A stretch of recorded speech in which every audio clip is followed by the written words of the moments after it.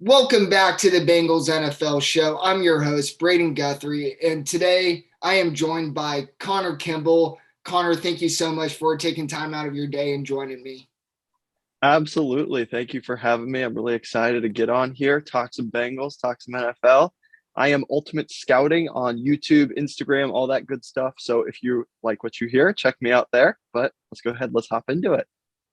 Yeah, absolutely. And today we are going to be previewing the Bengals versus Cowboys game. Obviously, the Bengals are traveling to Dallas, playing at AT&T Stadium in the 4 o'clock time slot this upcoming Sunday.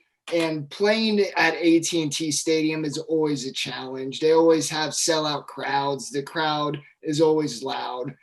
So that will be a factor, but we're not going to be talking about the crowd because if there's anybody who can overcome a big crowd, it's Joe Burrow. So let's start with the Bengals offense versus Cowboys defense. Obviously, the Cowboys defense is a lot stronger than their offense. So the first person we have to talk about is Micah Parsons, NFC Defensive Rookie of the Year. Started this season off hot, and as we saw, the Bengals offensive line hasn't quite gelled yet. They don't have great chemistry. Obviously, not playing together in preseason is a reason. And as we know, Micah Parsons can line up all over defensive line. Occasionally, we'll see him drop in coverage. There's so much the Cowboys can do with him. So, what should the Bengals be doing to stop Parsons this week? Yeah, I think you mentioned a lot of it is really just the issue with him is he moves around everywhere. He's constantly blitzing from the linebacker spot, blitzing off the edge. He plays with so much power and speed. He's got that ridiculous 40 time. And I think the biggest threat, Joe Burrow actually mentioned this on the podcast with Colin Cowherd, is just you've got to locate him. You got to know where he is and realize the matchups that he's going to be going against because he can really just wreck a play and wreck a drive, which could wreck a game. And so I think the biggest thing is just identifying where he is, having somebody to block him. You know, Mixon is going to have to step up in this game. There may be situations where he has to pick him up in pass protection. And, you know, he struggled with that at times, but this is certainly a chance for him to prove that he can do that and, you know, make sure that they're protecting Joe as much as possible. Yeah, absolutely. And this is also going to be a tough task for Samaje Perine. I think the game against the Steelers a few days ago showed that he's still primarily the third down back. And more likely than not, they're bringing Parsons in for those third downs, trying to sack Joe Burrow and get that defense off the field. And Perine, I would say the one thing he's better at than Mixon is pass blocking in the backfield, but he is far from great. So he is certainly going to have a challenge with that. They're going to do everything they can to make Burrow's life hell. So that is certainly something that scared me. And kind of keeping up on that, we saw both offensive tackles really struggle last week, both Jonah Williams and La'el Collins obviously playing against his former team this week. So are you, with the way they performed last week, how concerned would you say about this week and the two of them going against Micah Parsons? Yeah, I mean, you've got Micah Parsons, but you've also got Demarcus Lawrence, who is a really good player for Dallas as well. So this is going to be a tough matchup for both of them. I think Collins matches up really different. Like the matchup with Watt was just a terrible matchup for him. Watt wins with speed, and you know Collins is really a lot of that power, run game mauler type of guy. So I think someone like Lawrence is a little bit more up his alley. Jonah, it was a little uncharacteristic. He had a lot of highs, a lot of lows last game. I think some games some plays he'd bury people, and some plays, you know, he'd get absolutely destroyed by Alex Highsmith. So we've just got to see consistency from both of them. They both had some really good plays last week, and that's going to come in time. The communication needs to be improved. There's just a lot of moving pieces on this new line, but you know, they've got another tough task. The amount of edge rushers in this league is really insane, and so you're going to have to play against good edge rushers every single week. So they got to prove themselves. Yeah, and like you said, prove themselves. And I think especially Jonah Williams, this has to be the year where he shows he can be a reliable left tackle. And he keeps having these inconsistent games. The Bengals are going to be hesitant, as they should be, to give him that big extension. He hasn't quite lived up to the 11th overall pick. He's had some injuries, But at the end of the day, he needs to get it done. When you're inconsistent, that's trouble to the offensive line. You don't know what play to call. You don't know if you're confident in running behind him. So this is certainly going to be another tough task. Honestly, maybe more challenging than last week, as Jonah didn't have to block Watt. As like you said, that was primarily Lale Collins. So he's going to have a tougher task, and he struggled last week. Now, again, how much of that is rust? How much of that is communication? Who knows? We're going to hopefully see improved communication from that area. Now, kind of going away from the defensive line to the secondary, the first guy we got to talk about is Trayvon Diggs, one of the most memed guy, a little less than the Apple, I would say. But obviously, he is very hot and he's cold. He's yes, and he's known the words of Katy Perry. So how do you? Yeah, that's right. So obviously, when he goes up against, when he goes up against a guy like Jamar Chase, who obviously had a tremendous week last week. How much do you think the Bengals are going to expose him? I still think the Cowboys are going to put a lot of safety help towards him, but with this inconsistencies, how do you think the Bengals are going to utilize and take advantage of that? Well, the last time Jamar Chase matched up with Trayvon Diggs was in college, and Chase absolutely cooked him. So I think they hope that that remains the case here. Diggs is a much better player than he was at Alabama. He is very inconsistent, as you mentioned. He made 11 interceptions last season, but he also gave up 1,000 yards. So, there's a lot of up and downs there. And I think the Bengals are probably going to attack it, really. I mean, I think the T. Higgins is supposed to be healthy, hopefully good to go there. You've got Tyler Boyd, Hayden Hurst. There's a lot of weapons on this offense. And I don't know if you saw Javon Curse, the safety for the Cowboys, who's a really good player, is out as well. So, they've got some inexperience. They've got some guys missing in that Cowboy secondary. I think they're going to trust Diggs a little bit to just kind of go one-on-one. They're certainly going to play too high. That's just what's going to happen with the Bengals a lot this year. But when it's one-on-one man coverage, I think the Bengals are going to go after him and see what happens. Absolutely. And talking about the two-man high, this is going to be a great game for Hayden Hurst, I believe. You probably saw it last week. There was a few times Joe Burrow missed Hayden Hurst up the seam. Now, how he missed him, it could have just been with how great the Steelers are playing. He could have just been having some confidence issues, which if it was, that's not going to last long. That's not carrying over into this week. The Steelers defense, when you get sacked that many times and start the game off the way you did, it's going to happen sometimes. As you said, too high. Hayden Hurst, despite his limited receptions, I thought he had a really good game last week, especially that catch in overtime, the amazing toe drag. I think the Bengals are going to attack it. I think Hayden Hurst is going to be much more involved this week. I completely agree. I think Hayden Hurst up the seam is something we're going to see a lot this year. If a lot of teams are trying to play too high and take that over top coverage off of T. Higgins and Jamar Chase, that middle of the field is going to be wide open. And Hurst showed some really good receiving ability. Like you said last week, he's been impressing in camp as well. So I definitely agree. I think he's going to have a big role in this game. Yeah, and I also think that helps things out for Tyler Boyd too over the middle. Obviously, he had a touchdown. Joe Burrow tried to force him the ball a few times, didn't work out. But I agree. The way the Cowboys are going to play too high, there's going to be a lot of times where the middle of the field should be open. And I think that's going to work in Boyd's favor. Absolutely. And the Bengals have moved all of their receivers around as well. They've given Chase a lot more slot snaps than he had last year already. So I certainly see them moving around receivers and attacking the middle of the field. You might try to stay away from Diggs a little bit, especially because, the linebackers, the safeties of the Cowboys are not necessarily the strongest parts of their defense. I think those are the areas you can really attack. So look for a lot of middle of the field reads this game. Yeah, exactly. And like we're kind of mentioning about, it's going to, I wouldn't say come down to, because if the Bengals offense doesn't turn it over, I think they're going to score a good amount, but how successful they can be to their fullest potential will come down to the offensive line.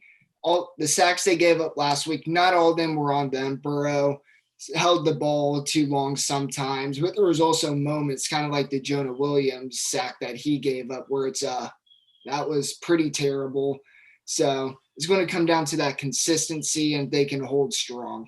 The Cowboys will probably get a few sacks, but I don't want to say okay, but that's just being realistic. Between their talent, the way Joe Burrow's play style is, Joe Burrow and his play style, he's just going to get sacked a few times, but it shouldn't disrupt the game and Joe Burrow's style. So I think how successful this offense is going to be is how consistent the offensive line is going to be. Yeah, I completely agree. And that's what you're really looking for from this offensive line is consistency, especially Volson and Williams, who kind of, I think, had a little bit rougher games last week. Those guys just got to continue to grow and develop and you've got to be better on a consistent basis. It's great when you bury a dude, but if you're giving up, 3 sacks, that's not going to cut it. So, yeah. And talking about Volson, obviously he had a very rough game last Sunday, but it's also important to note the coaching staff, Zach Taylor mainly since he was calling the plays, did him absolutely no favors, leaving him an island on Hayward. Then the play where they had him trap block Watt, that was the dumbest decision, play call, whatever it was. That was just dumb. And throw it out. Expect him to trap block Watt on a pass play? No, that's going to go horribly as it did. So hopefully the coaching staff gives Volson a little more help, something that we've talked about is Volson. He earned the left guard spot. He deserves it. But at the same time, it mainly came down to Jackson Carman just being that awful, not being able to block third strings. Man, the Bengals really screwed that pick up, that draft pick up. But yeah, so it's no surprise to see Volson really struggle. This is something I think the whole draft community viewed was going to be the problem. So I think it's important. The big thing I want to see from his is not having those pre-snap penalties. He had one, I believe it was right before half after Mixon had that long run that pushed them back 5 yards. Then they weren't able to score. That was an absolute killer. So I think a good sign of improvement for Volson this week, as I said, is cutting down on at least the pre-snap penalties. And you also don't want to see him hold, but being realistic, that it's probably going to happen. And we just want to see improvements, a little less of those penalties. Yeah, I completely agree. I think the mental errors, you've got to cut those out. Those are a little more manageable. He's going to have his struggles. He's a 4th-round rookie. Like, that's expecting him to start against Cam Hayward and Aaron Donald in the preseason, that's not very nice. And that's a rude awakening to the NFL. So, there's things that he's going to learn and things he's going to pick up. But for now, just limiting the mental errors is something that he can do to vastly improve. Yeah. And his first snap in the NFL wasn't pleasant. It was a false start, right? Or I can't even remember. It was either a false start or I think it was a sack. Yeah, he gave up a sack. That's right, it was. But also on his first NFL snap, they left him on an island with Cameron Hayward. At least have Cross chip him. Or obviously that depends on the Steelers' defensive line formation, but I don't think there was anybody over Cross on that play. Yeah, no, I don't understand. They, like you mentioned before, the coaching staff did him no services in this game. As you mentioned, the trap block is the stupidest call I think I've ever seen in my whole life. And you've got to put him in better situations. Karras had a great game. I honestly think he really did. So use him, shift him over to Volson's side. Kappa will be okay, probably. So give him that help. And I think he's going to be a good player eventually. You've just got to let him progress. Yeah, and something that Kappa did really well in the last game was climbing up to the second level. You notice that specifically on the Mixon long run right before the half. So yeah, the Bengals definitely need help on the left side more so than the right side. Did you see Drew Sample absolutely bury that linebacker on that run? That was awesome. It was. That's what blocking tight ends' lives matter too. That's right. 2nd-round pick, worth it. Yeah, definitely worth it for that one block. All right, so we're going to switch it up now to the Cowboys offense versus the Bengals defense. Obviously, If you haven't heard by now, which if you haven't, you should probably wake up. Dak Prescott will not be playing this week. It is the GOAT, Cooper Rush, going to be starting for the Cowboys. I seen him play a little in the preseason, but I haven't watched like the consistent film. Obviously, when he filled in this past game, he would I wouldn't say he was absolutely terrible, but he was obviously you could tell that he is not starting quarterback material, to put it nicely. No, he's not really a good player. And to tell you what the Cowboys think of him, they cut him before this season and then re-signed him to the squad. So clearly they didn't even value him enough to keep him from, potentially getting poached. So I think that says volumes about where they think he is as a quarterback. I have flashbacks from Mike White, so I'm not getting ahead of myself here. But in reality, this is a quarterback that the Bengals should certainly be able to take advantage of, and it really limits what the Cowboys can do on offense. Yeah, and we saw that with the Steelers last week. I mean, Mr. Trubisky, he wasn't doing really anything, and Trubisky's better than Cooper Rush, and because of that, they weren't able to get the run game going. I love Zeke. Being an Ohio State fan, I know you love him too, but I don't consider him a threat at this point in his career, especially with the Cowboys passing game going to be limited. The Bengals are going to make him throw, and that's obviously going to work in their favor. And in addition to that, the Cowboys lost a lot of good players on offense this year. Obviously, La'el Collins. Who did he sign with again? Can't remember. Can't remember. That's a tough one. They lost Connor Williams. They lost Amari Cooper for a bag of chips, basically. So that's also not doing him any favors. The Cowboys' offensive line, what was a strength for them so long, is now a weakness. They don't. 100%. And plus, Tyron Smith, their all-pro caliber left tackle, is out with an injury. Connor McGovern, one of their interior guys, is also out with an injury. This offensive line, besides Zach Martin, who is probably the best guard in football, it's either him or Quentin Nelson. And I mean, a whole lot of nothing next to him. And the Bengals defensive line should take advantage of that. Yeah, DJ, I would say the whole defensive line had a really good game last week. Other than Sam Hubbard's offsides, everything they did was really well. DJ Reader was a monster. The stats won't show it. There's so many plays where he clogged up the hole, which was a reason why the Steelers could barely get the run game going. So I think that's not being talked about enough going into this game, especially with the injuries with the Cowboys. So Bengals definitely have to take advantage of that. Like we were talking about just a few minutes ago, make Cooper Rush throw, load the box, make them scared to run. Oh, absolutely. Like you talked about, I mean, the defensive line did a great job against the Steelers. The whole defense really did in general. They got 5 extra possessions from our offense last week, and they held them to 23 points in 5 quarters of play. Like, they did everything they possibly could to give the Bengals that win. And, the offense couldn't get it done at the end of the day, but the defense played such a good game. Yeah, it was actually 17 points because there was the pick 6 by Burrow. Yeah, you're right, actually. Yeah. Yeah, so they didn't even give up 20 points even after the 5 turnovers. So, and like we said earlier, Cooper Rush is no threat. And we haven't even talked about Amari Cooper yet, other than mentioning the trade. So their wide receiver room's a lot bleaker now.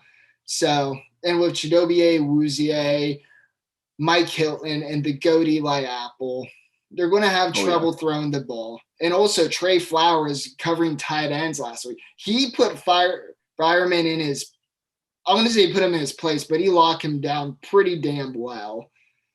Oh, yeah, 100%. And I don't know if you saw, Chidobe Awuzie had the number 1 coverage grade by PFF, which is PFF, so, But he had the number 1 man coverage grade of any corner last week. So, you put him on CeeDee Lamb and then Trey Flowers on Dalton Schultz.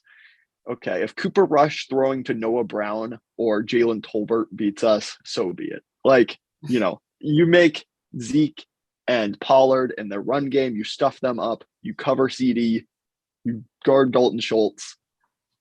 that's what you can do in this game. And like I said, if Cooper Rush can beat you with those two guys, then so be it. Yeah, and I honestly have no problem the Bengals even want to put a safety over CD Lamb. That wouldn't be a sign of weakness of Chidobe Awuzie. That's just their other offensive targets are just no threat. So you may as well do everything you can to shut out their big target and make them go to these other guys who Bengals should be out powering and out talenting. Like you said, if they can find a way with those guys, then so be it. Credit to That them. would be horrible, and I am not confident that will happen. But yeah, I think they can shut down this offense fairly well, and I think they're going to frustrate them. Cooper Rush, first actual NFL start, he is going to be feeling the pressure from both mentally and from a big guy like DJ Reader or Trey Hendrickson coming up from the blind side or right in front of him. He's going to be facing a lot of challenges. And with the Bengals defense as good as it was, I think they're going to create problems. If the Bengals defense can stop Trubisky and make him the way he played, then they can certainly do it to Cooper Rush. Yeah, absolutely. And one thing I would love to see more of from the Bengals, as well as the defensive line played last week, correct me if I'm wrong, I don't know that they had a single sack on Trubisky the entire game. So I would love to see them get some pass rush, hit Cooper Rush a little bit, make him uncomfortable in that pocket. And, obviously, as we mentioned before, stopping the run is first priority. You can't let them just run the ball all over you. But on those passing downs, Trey Hendrickson's got to get after it. Sam Hubbard's got to get after it. And I think, putting some pressure on him would really help this defense as well. Yeah, absolutely. And to be fair to the defensive line, there was a lot of very quick throws against the Steelers, but when it wasn't in those true pass sets, you would have liked to see them take advantage of that, which they did not. They did get a few pressures here and there, but not enough. But at the end of the day, they did their job, and I believe they're going to do their job this coming Sunday. Yeah, I completely agree. This is a good matchup, I think, for the Bengals. I mean, obviously having no Dak helps this whole situation as well, but I really think that the Bengals have answers to most of the problems that the Cowboys can create. And so in theory, this should be a game that they go into. They're able to make Cooper Rush uncomfortable. They're able to stop the run. They're able to, get their explosive offense going a little bit. And I hopefully foresee this being a pretty good Joe Burrow game. So, yeah, absolutely. Then one more thing to talk about is who would have ever thought the conversation of a long snapper would become so dynamic?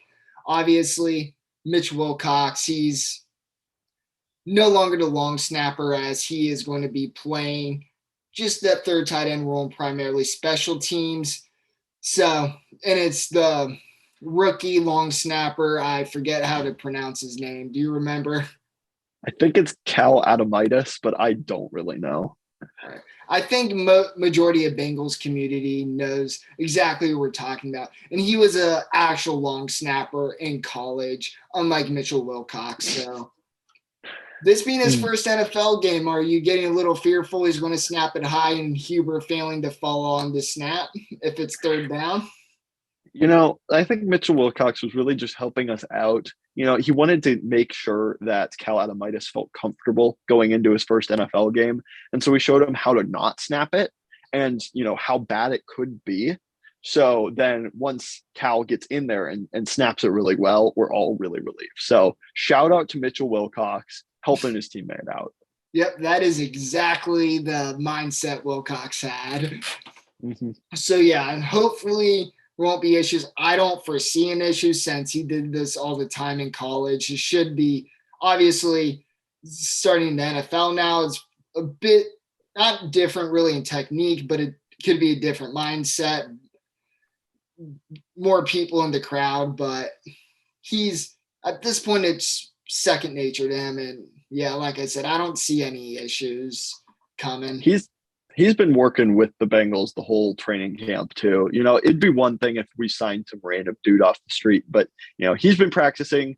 He's been working with Huber and McPherson all camp. So I really don't have any concerns. I mean, the best thing about long snappers is you don't notice them. And as long as we don't notice him, he's doing a great job. So Yeah, and kind of like I said earlier this week, Wilcox really was put into bad position.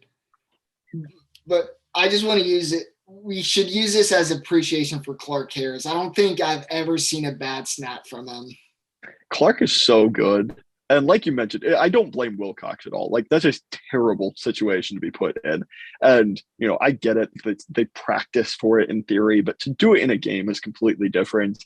So I really don't blame him at all. But like you said, Clark is so good at what he does. And, if you can just snap it that consistently for that long, you're going to stay in the NFL and you're not going to get replaced. So hopefully he's all right. He's doing better.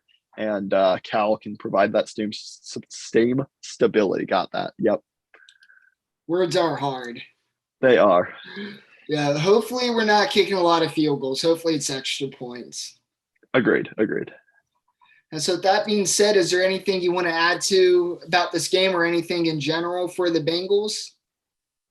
One thing that I did think was funny is I don't know if you saw the Joe Burrow press conference, but they kept asking him about playing in AT&T Stadium. Like you mentioned before, it's like, it's a big stadium. It's a big deal. And he's like, yeah, I don't get why that's a big deal. He's like, I played there in college. It's pretty cool. And that was pretty much it. So, just classic Joe Burrow. I just think it's funny that, that's like the big NFL stadium that everybody talks about. And Burrow is just like, yeah, I don't care. Yeah, and let's not forget he played at Alabama, which holds more people. A lot of the stadiums he played at holds more people. College stadiums, at least in like the Big Ten and the SEC, they hold over 100,000 people. And I've been at the Horseshoe. I know you have too. And even when they're playing teams like Hawaii, it's loud as you know what. So. Oh yeah, they have like 70,000 people for like a random game against Arkansas State or something. So yeah, I don't think that there's going to be any concern. He went into Arrowhead for the AFC Championship and won. I have no concerns about crowd noise or traveling stadiums. That doesn't affect Burrow like it did maybe for some other Bengals quarterbacks in the past. Yes, we all know you're talking about Jeff Driscoll. Just saying. Yes, sir. Yes, sir. Oh, what a goat. So that being said, guys, thank you so much for watching. Connor, why don't you tell our listeners again where they can follow you? Yeah, absolutely. So I have an up and coming YouTube page. I talk about all things football. It's Ultimate Scouting. So go ahead, check that out. I also have an Instagram, a Twitter, all that good stuff with the same name. Look me up. I'll follow you back for sure. So just go ahead, follow me, and tell all your friends about it. Absolutely. Again, thank you guys so much for watching. If you enjoyed this video, give it a like. If you're not already, please hit that subscribe button. It helps me out so much. And leave your comments. Is there stuff that you agreed with, disagreed with? Do you have any thoughts on the game that we didn't talk about? Let us know, as this is going to be a big game. As if the Bengals lose, it could be a really bad sign for the future. But if they come out win, then that obviously, even against Cooper Rush, winning in AT&T Stadium is huge. Absolutely. So we'll see you guys next time.